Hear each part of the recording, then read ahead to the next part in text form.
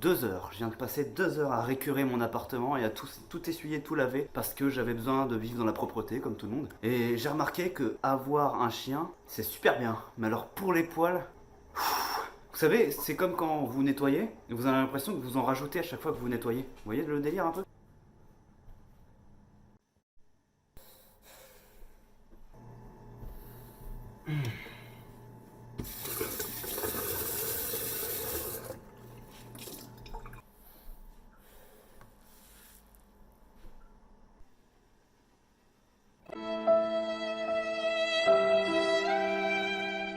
Je viens de vivre ça pendant à peu près 2 heures.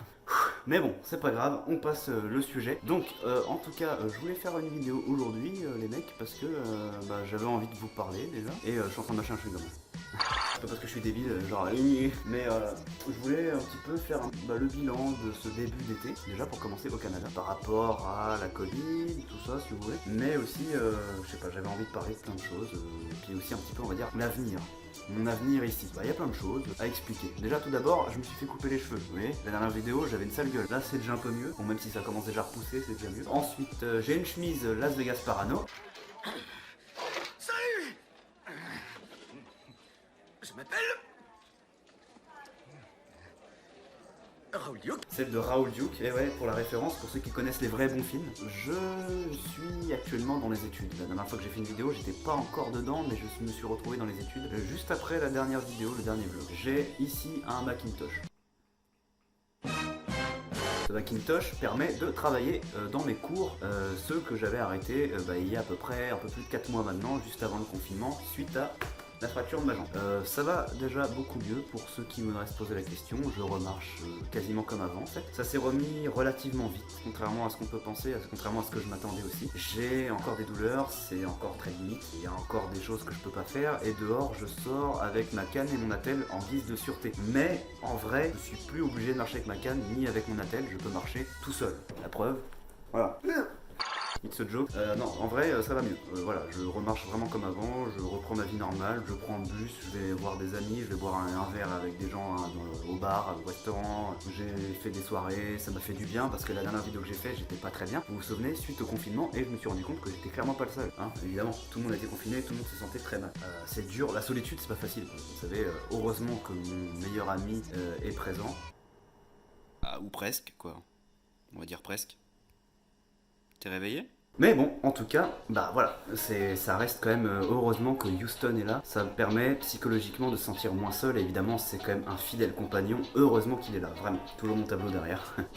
Mine de rien, quoi qu'il en soit, on va dire, la solitude c'est pas facile, moi je vis tout seul, je ne suis pas en couple, hein, ou pas vraiment, on va dire, pas physiquement en couple, mais je suis aussi, tout seul dans un appartement, donc c'est pas facile à vivre, on va dire. Même si je suis quelqu'un quand même, je l'ai déjà dit dans plusieurs vidéos, quand même très solitaire. Je suis, contrairement aux idées reçues et contrairement à ce que mes amis peuvent penser, je suis quelqu'un qui à la base est très introverti et qui parle pas beaucoup aux gens. Je suis pourtant quelqu'un de très sociable, la preuve. Et avec l'âge, je me suis amélioré dans ce domaine-là, mais comme vous m'aurez connu beaucoup plus jeune, 10 ans auparavant, j'étais quelqu'un de très introverti. J'ai toujours été très seul chez moi, vous pouvez demander à ma mère, elle en était moins, je restais très souvent dans ma chambre, je sortais pas beaucoup. Bon, il y avait pas grand chose à faire, je vivais dans un petit village de Normandie, perdu au milieu de nulle part, je voyais pas mes amis. Mon meilleur ami habitait à plus d'1 heure de chez moi et il y avait pas de commerce ni de choses à faire. Donc évidemment c'est aussi normal, les meilleures choses à faire étaient devant mon ordinateur dans ma chambre.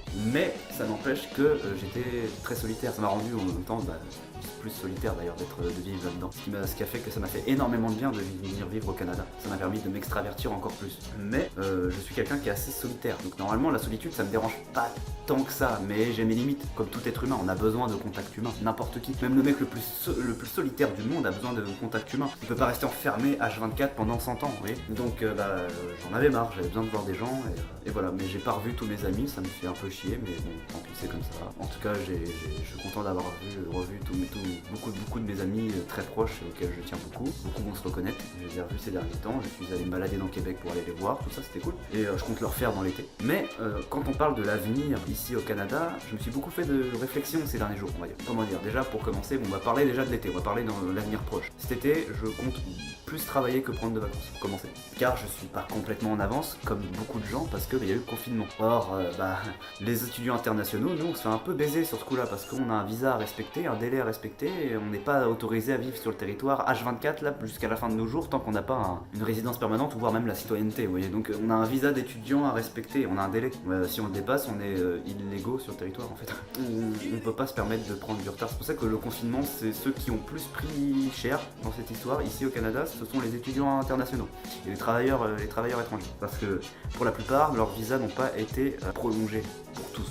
Il n'y a qu'une partie de ces personnes-là qui ont été prolongées automatiquement, mais le reste... Donc on doit pouvoir aviser maintenant. C'est à nous, on est livré à nous-mêmes, donc on doit pouvoir aviser. Or moi j'ai regardé hier, au niveau des compétences qui me restent par rapport à la fin de ma formation, il m'en reste pas tant que ça et j'ai quand même bien géré le timing et je me suis fait la réflexion aussi, j'ai compté. La formation c'est 18 mois. Or 18 mois, j'ai commencé en avril, ça m'amène au mois d'octobre qui arrive là. Donc finalement je suis encore dans la période d'études en fait. Moi je pensais que je devais en être sorti quasiment. Mais en fait non, moi j'ai raconté des conneries du coup à certains de mes amis, je leur ai dit je devrais être à la fin et en fait non, je suis pas censé être à la fin. Je suis censé être presque à la fin mais je suis à 4 mois de la fin là encore. Donc je me dis il y a moyen de gérer, il y a encore moyen de gérer et je vais essayer de rattraper le temps perdu le plus vite possible, c'est-à-dire que je vais sécher la formation mais violent là, les prochaines semaines, les prochains mois.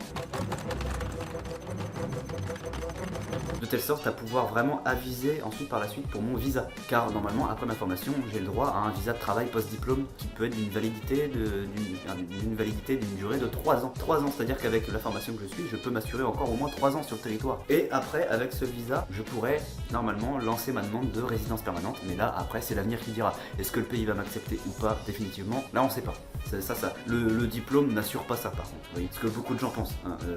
La résidence permanente c'est à part. Le diplôme que je suis assure un visa de travail post-diplôme qui peut aller jusqu'à une validité de 3 ans. Ensuite la résidence permanente qui peut amener à une citoyenneté carrément. Ça c'est vraiment indépendant de ça. C'est pas parce que tu as eu un diplôme en infographie que tu vas automatiquement avoir la résidence permanente. Ça c'est faux. Parce que y a plein de critères à remplir, il y a des examens médicaux à suivre et moi vous devez savoir qu'en termes médical je suis pas le meilleur, je suis pas le plus en meilleure santé du monde, hein, on va pas se cacher, donc j'espère que ça va passer. J'ai une chance sur 2 en fait, on va être honnête. Là où je peux avoir de la chance, c'est que ma maladie ne coûte normalement pas cher, elle coûte pas cher à l'État. Dans le sens où je suis pas quelqu'un qui a besoin de suivre un traitement toute ma vie, le seul traitement que je peux suivre c'est genre prendre du calcium, et des antidouleurs de temps en temps en Advil, vous voyez, donc ça je peux payer de ma poche, hein, les médicaments, j'ai pas besoin d'aide gouvernementale pour ça. Donc on va pas se cacher que le fait de pouvoir, d'avoir la possibilité, enfin le risque d'être refusé sur le territoire canadien, ça beaucoup de... les Canadiens ne le savent pas parce que ils sont pas confrontés à leur propre système d'immigration, donc ils peuvent pas le savoir. Mais sachez qu'au Canada, et ce depuis plus de 40 ans, il y a des quotas de personnes handicapées acceptées sur le territoire. Oui, le Canada accepte que tant d'handicapés dans le programme d'immigration par an. Et c'est jusqu'à avant l'arrivée de Justin Trudeau. Je dis Justin Trudeau et pas Justin Trudeau, oui, parce que, excusez-moi, personne dit Justin Timberlake ou Justin Bieber. Bref, Justin Trudeau, à son arrivée, il a réussi à améliorer un peu la situation. Pour ça, vous voyez, même s'il est très controversé, pour ça, je trouve que c'est pas mal. Mais sachez que avant, le Canada a mis en place une loi qui a plus de 40 ans, comme je dis, qui limite l'accès aux personnes handicapées à l'immigration définitive, permanente. Ce qui peut se comprendre et en même temps, ce qui est en même temps un peu dégueulasse. Hein, c'est un peu crade, hein, c'est vraiment pas... c'est ce que Justin Trudeau a dit, il a dit que ça colle pas aux valeurs du Canada, quoi. C'est discriminatoire, c'est inhumain et... enfin voilà, une personne handicapée ne choisit pas d'être handicapé. Je suis pas arrivé au monde en disant tiens, je vais être handicapé ce matin, c'est pas mal ça. Non, vous voyez, ça marche pas comme ça. Les handicapés ne choisissent pas d'être handicapés. C'est comme si vous naissez avec les yeux bleus, vous choisissez pas de les avoir bleus, vous voyez, c'est pareil. Donc c'est quand même dégueulasse et en même temps ça peut se comprendre parce que une personne handicapée, en fonction du handicap, peut coûter tant d'argent à l'État. Donc on peut comprendre aussi que le pays, lui, veut rapporter des personnes valides qui puissent apporter, on va dire, quelque chose, une main d'œuvre au pays, sans que le pays a besoin de débourser de l'argent pour lui, ou pas trop. C'est à peser, vous voyez, c'est quand même dégueulasse parce que beaucoup de gens ont été refusés sur le territoire juste parce qu'ils étaient handicapés. Sachez qu'une personnalité très connue, mais bon, son handicap était très lourd, Stephen Hawking, n'a jamais réussi à avoir sa résidence permanente au Canada. Petite anecdote. Mais bon, il avait un handicap assez lourd malheureusement. Mais moi, j'ai la chance, entre guillemets, dans mon malheur, d'avoir un handicap qui normalement ne coûte pas beaucoup d'argent au pays. Comme je l'ai dit, à part des antidouleurs de temps en temps parce que j'ai des douleurs chroniques, parce qu'il y a un changement de temps, voilà, j'ai pas besoin d'un traitement tous les mois à l'hôpital ou d'une infirmière à domicile. Les seuls moments où je peux coûter de l'argent à l'État, c'est quand il m'arrive une merde, c'est-à-dire fracture du genou. Mais sachez que, bon, même si ça peut être plus fréquent chez moi que quelqu'un d'autre de valide, bah quelqu'un qui se casse un genou en faisant du ski, un mec lambda, il va coûter autant d'argent à l'État que moi en me cassant un genou. C'est pas parce que j'ai la maladie que je coûte plus cher à l'État. J'ai besoin des mêmes soins que n'importe qui. Une opération pour mettre une plaque, une attelle et des médicaments, voilà, c'est tout. Ça, c'est des radios pour voir où est-ce que c'est cassé. Voilà. Donc je suis pas censé coûter tant d'argent que ça à l'État. C'est là que je peux avoir une chance de vraiment passer l'immigration et d'avoir la RP, la résidence permanente. Si j'avais un traitement tous les mois à prendre qui coûte très cher et qui est financé par l'État, il faudrait que j'oublie l'idée tout de suite. Mais c'est pas le cas, donc j'ai une chance.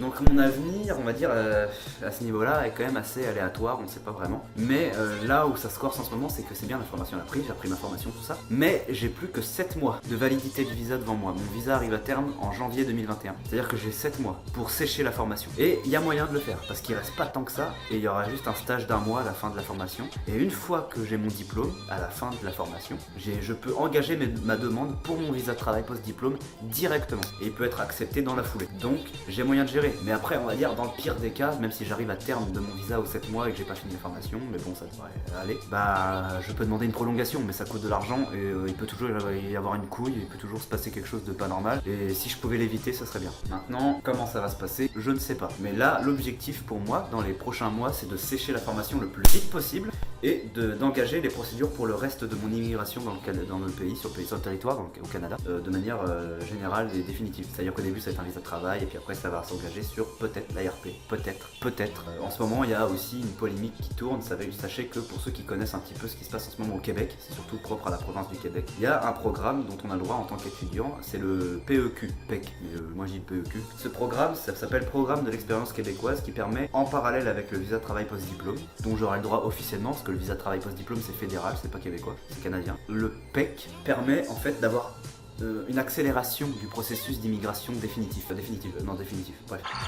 Ça accélère l'acceptation, on va dire, permanente sur le territoire, parce que sachez que pour vivre définitivement au Canada dans la province du Québec, et c'est pareil pour toutes les autres provinces quasiment, à peu près, il faut avoir l'accord de la province avant d'avoir l'accord du Canada. Ce qui est quand même assez spécial, c'est l'un des seuls pays qui fait ça au monde, mais bon, c'est pas grave. Je dis ça dans le sens où quand vous allez aux États-Unis, immigrer aux États-Unis, vous n'avez pas besoin de demander l'accord de la Floride pour devenir résident permanent aux États-Unis par exemple. Mais bon, voilà, ça reste que ça marche comme ça au Canada. Et le papier qui vous permet de devenir résident permanent au Québec, au Canada, c'est le CSQ, donc certificat de sélection du Québec. Ce papier vous permet d'avoir la résidence permanente. Mais sans ce papier-là, le Canada ne vous délivrera pas votre résidence permanente. Donc, le PEQ est un programme qui a été mis en place il y a 10 ans, en 2010, qui, après des études, que ce soit universitaire ou professionnel, pour un étudiant étranger, lorsqu'il a un diplôme et avec un visa de travail post-diplôme, il peut demander l'accès à ce programme, qui est le PEQ, qui lui permet l'accélération de la demande du CSQ. C'est-à-dire qu'au lieu d'avoir votre CSQ en 5 ans, vous l'avez en 1 an, voilà, par exemple. Et ce qui fait que vous allez avoir votre résidence permanente en 2 ans au lieu de 5 ou 6 ans. Vous voyez, c'est quand même pas mal. En ce moment, le PEQ est en train d'être dans une polémique de réforme. Le premier ministre de l'immigration, qui est passé maintenant ministre de la justice parce qu'il faisait trop de conneries, on va pas se cacher que c'est pour ça, il a été muté dans un autre département parce que monsieur était un petit peu trop isolationniste sur les bords. Simon Jolin Barrett, il s'appelle, a voulu réformer à 2 reprises le PEQ au mois de novembre et le mois dernier, ou le mois d'avant. Au mois de novembre, il a voulu exclure beaucoup de programmes et d'études du programme du PEQ. Donc moi, ma formation infographie était exclue, c'est-à-dire que je pouvais plus bénéficier du PEQ. Or, heureusement, après de multiples plaintes, ce qui est normal, parce que pour ceux qui sont pas encore arrivés, bon bah voilà, tant pis, la réforme va s'appliquer à eux, mais ils sont pas encore là. Et pour ceux qui sont déjà là depuis longtemps, ou qui sont déjà arrivés avec en tête de postuler à ce programme avec leur diplôme et qui se retrouvent maintenant dans la merde du jour au lendemain parce qu'ils ont décidé de tiens hop ça y est c'est mort, non, vous pouvez plus postuler à ce programme, c'est fini, c'est rétroactif. C'est un peu dégueulasse, les mecs ils ont tout plaqué dans leur pays d'origine, ils ont vendu leur maison, leur voiture, ils sont venus s'installer ici avec leur famille, ils ont suivi des études pour pouvoir avoir accès à ce programme et vous décidez de le réformer, de rendre ça rétroactif, c'est à dire que ils ont tout balancé chez eux pour venir vivre et s'installer ici, apporter une main d'œuvre ici, puis vous les dégagez comme ça se fait pas quoi, c'est un peu dégueulasse. Donc il y a eu des soulèvements de boucliers et ils sont revenus sur leur décision, pas sur la réforme en entière on va dire, mais sur une clause de droit acquis, c'est-à-dire que ceux qui sont déjà sur le territoire auront le droit à ce programme, même s'ils sont dans des études qui ne sont plus comprises dans le programme. Mais ceux qui arriveront après,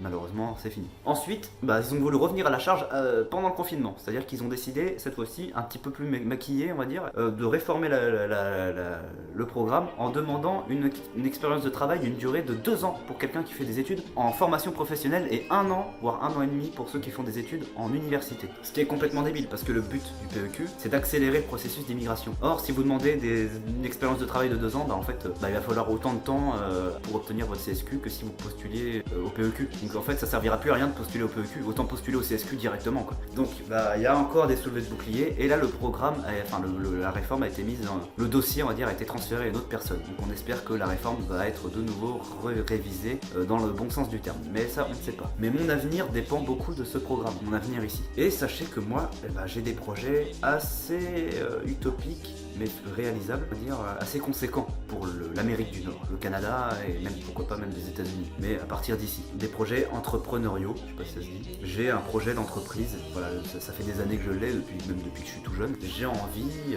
c'est la raison pour laquelle je me suis lancé dans ce programme d'études et tout, dans ce milieu, dans ce domaine, dans ce job, on va dire. C'est la raison pour laquelle je me suis lancé là-dedans. J'ai envie de développer une entreprise de communication visuelle et de design. Une grosse entreprise. Je parle pas d'auto-entreprise ou de micro-entreprise. Je parle d'entreprise avec des employés. Vous voyez ce que je veux dire? Donc j'ai ce projet depuis des années. C'est l'une des raisons principales de ma venue en Amérique du Nord. Sachez que ce genre de projet ne peut, on va être honnête, on va appeler un chat, ne peut pas se développer en Europe. Il n'y a pas les outils nécessaires pour le faire. L'Europe n'est pas fait pour ce genre de choses. On va pas se cacher que l'Amérique du Nord offre des avantages que vous ne pourrez jamais avoir en Europe en termes d'entrepreneuriat. C'est clair et net, il faut être honnête. Donc, moi j'ai envie de développer quelque chose ici. C'est pas pour rien que je suis venu au Canada, c'est pas pour enfiler des perles, c'est pour apporter quelque chose au pays. Et développer un projet qui pourrait apporter quelque chose de bénéfique au pays. Donc, j'ai envie de développer une entreprise qui a déjà une identité graphique. C'est un petit peu mon identité personnelle pour l'instant. Elle s'appelle Pencil-Lead. Pencil-Lead, ça veut dire en gros mine de crayon. Normalement, c'est en 2 mots, Pencil Lead. Mais j'ai condensé pour que ça fasse un nom simple à comprendre, Pencil-Lead. Le logo, c'est une mine de crayon. Je pense que ça se reconnaît. J'ai trouvé que c'était original d'appeler ça comme ça et ça colle complètement avec mes idées d'entrepreneuriat. Et ce projet est un projet assez conséquent. Je peux pas vraiment en parler plus parce que bon, ça reste un projet pour l'instant en développement et qui est tout à fait aléatoire. On ne sait pas si ça va se développer un jour. Je sais pas si ce projet verra le jour. Je reste quand même lucide. Soit j'immigre ici et je peux mettre sur pied ce projet, soit le pays me refuse et ce projet ne verra jamais le jour. C'est clair et net. Il est hors de question que je développe un truc comme ça en France. Hors de question. Voilà, ça fait partie aussi de mes projets d'avenir ici. Je suis pas venu ici pour rien, on va pas se cacher. J'espère que j'arriverai à suivre mon programme d'immigration, mais on va pas se cacher que j'ai eu beaucoup de chance depuis que je suis arrivé au Canada et depuis que j'ai engagé mes procédures au Canada. Je suis quelqu'un qui a eu beaucoup de chance par rapport à d'autres. Déjà, je suis français. Il y a des ententes conclues avec le Québec qui fait que genre je paye pas la formation.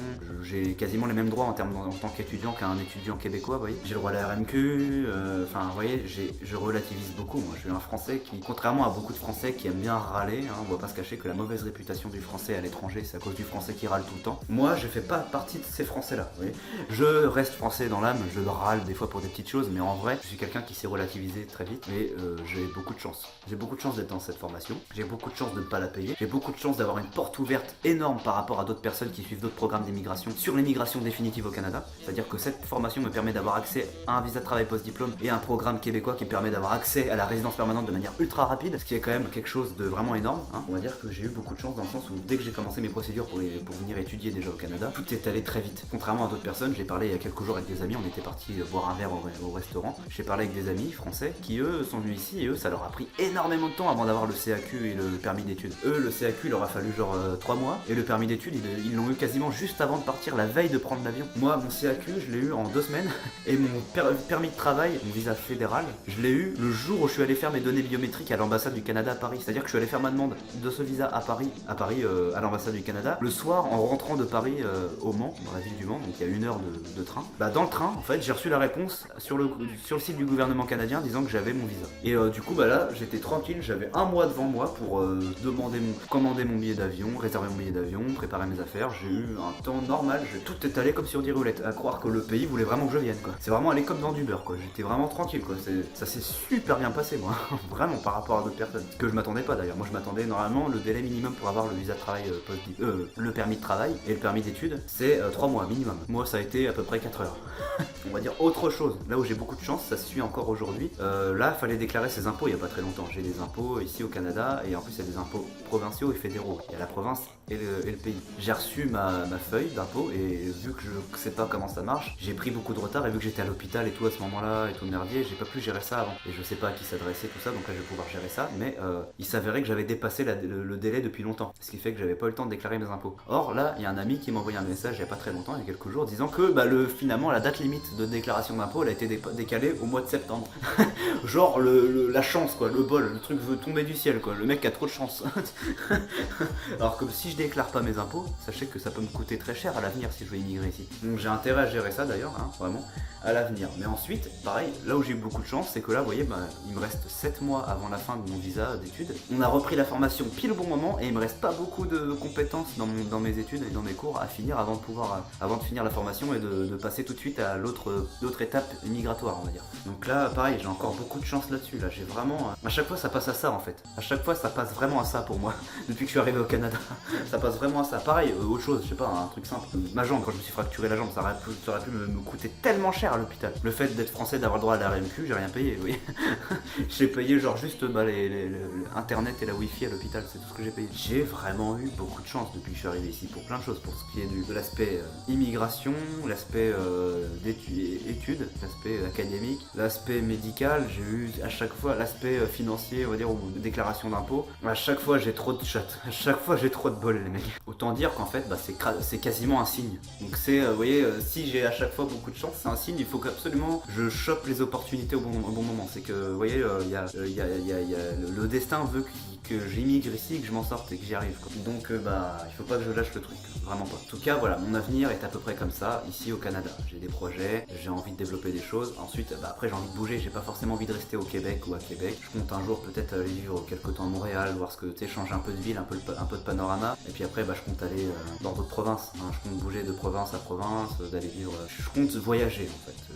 Moi ça fait partie de mes projets, j'aime bien voyager depuis que j'ai la possibilité de le faire. Je compte aller faire des stages aux États-Unis, je compte aller faire un PVT en Australie. Enfin vous voyez, j'ai plein de projets, je vous jure que j'ai vraiment plein de projets là. Ça paraît pas comme ça mais j'ai beaucoup de choses en vue. Donc voilà, mais je compte immigrer ici, avoir un pied-à-terre ferme ici. Je compte travailler pour une entreprise que je connais, avec lesquelles j'ai déjà des contacts. Normalement je vais demander à faire mon stage dans cette entreprise et j'aimerais y être embauché avant de développer mon projet entrepreneurial pendant quelques temps, histoire d'avoir de l'expérience. Et cette entreprise est une très grosse entreprise, j'ai un contact dedans, vous voyez. C'est une très grosse une multinationale en fait, dont le siège social est à Toronto. Donc c'est pour vous dire à peu près le truc de ouf. Donc je pourrais peut-être, si je travaille pour cette boîte à l'avenir après ma formation là, je pourrais peut-être m'exporter à Toronto et partir vivre quelques temps à Toronto. Enfin vous voyez, je compte bouger, voilà, un peu, faire des choses. J'ai des projets quand même assez fulgurants ici. Faut vraiment pas que je lâche là, je vous jure. En tout cas voilà, mon avenir est à peu près comme ça, ici au Canada. J'ai des projets. Non, on va revenir à l'avenir proche. Pour ce qui est de cet été, je compte faire des choses, je compte aller bouger un peu, mais que dans le temps imparti et autorisé, c'est-à-dire à peu près pendant les vacances de la construction. Les vacances de la construction, c'est 2 semaines. Je compte faire des choses pendant les vacances de la construction. Je voulais à la base aller aux États-Unis. On va oublier l'idée pour l'instant, hein, compte tenu de ce qui se passe là-bas.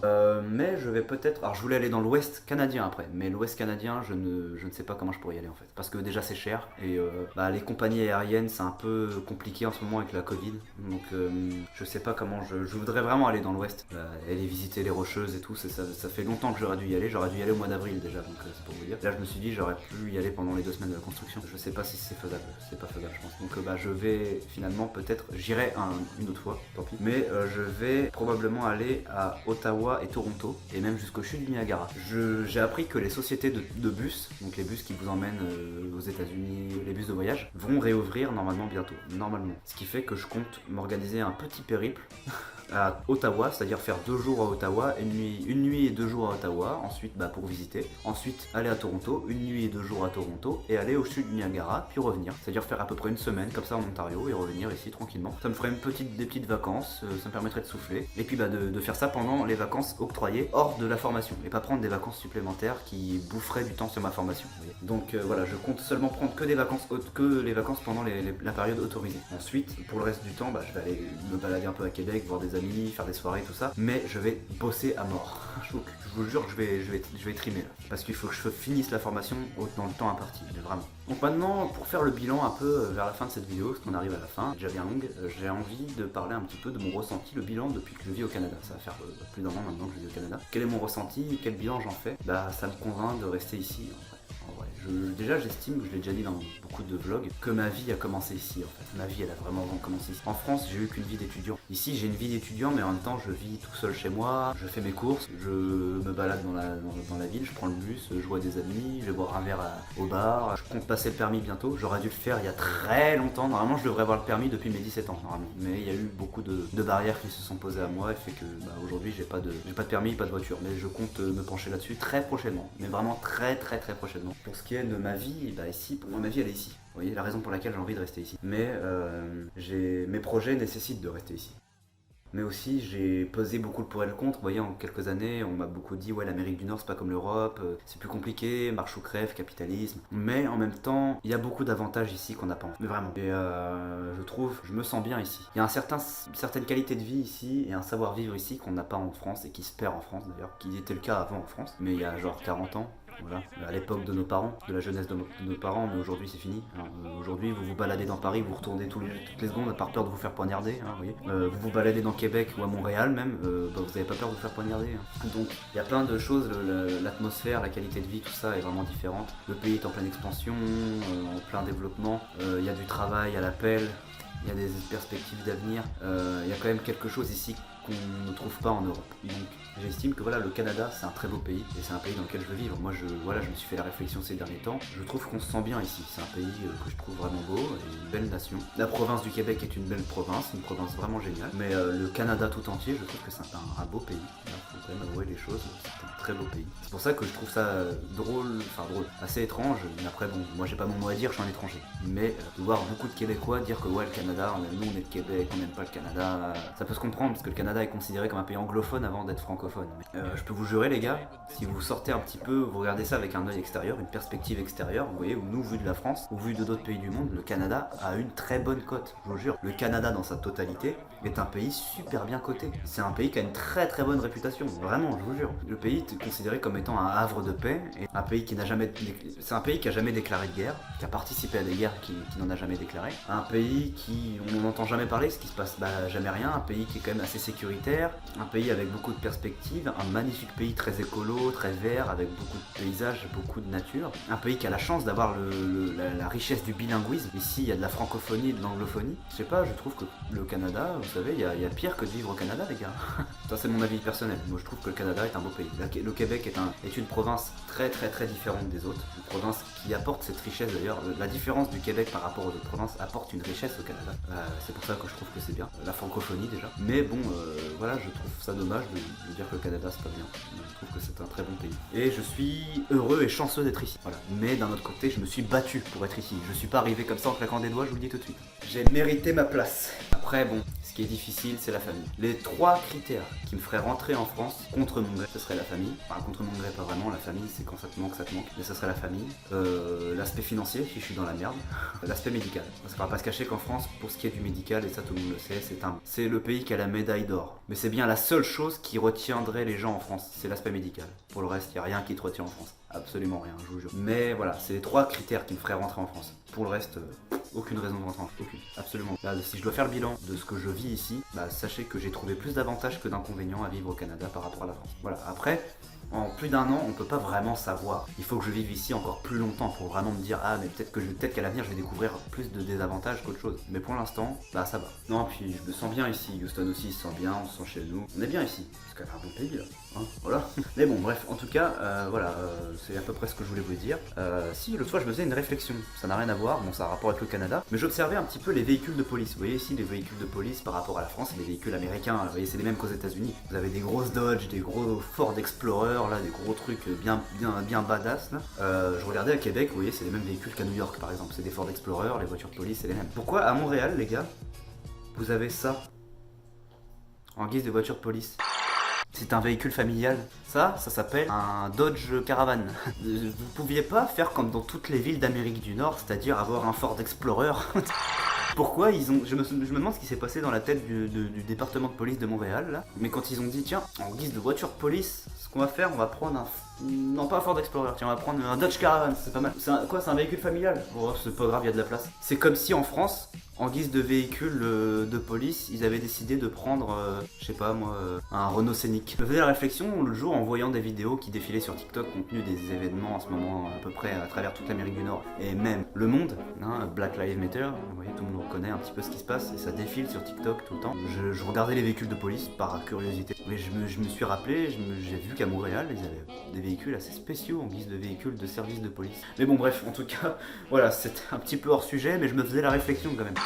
Moi, je vous dis à plus tard pour une prochaine vidéo, peut-être une vidéo artistique, hein, comme Michael Jackson qui a eu ces derniers temps. Là. Je compte faire d'autres artistes. Vous voyez, j'ai fait beaucoup d'artistes rappeurs, Tupac et Biggie. Là, j'ai fait Michael Jackson, ça sort un petit peu de ce milieu du rap US. Mais vous voyez, j'ai des idées de faire beaucoup d'artistes. Beaucoup, là, je compterais bien faire, genre, je sais pas, Freddie Mercury, Ray Charles, Marvin Gaye, je sais pas, moi, vous voyez, des artistes comme ça. En tout cas, j'espère que vous aimez ce genre de vidéo et ce genre de format.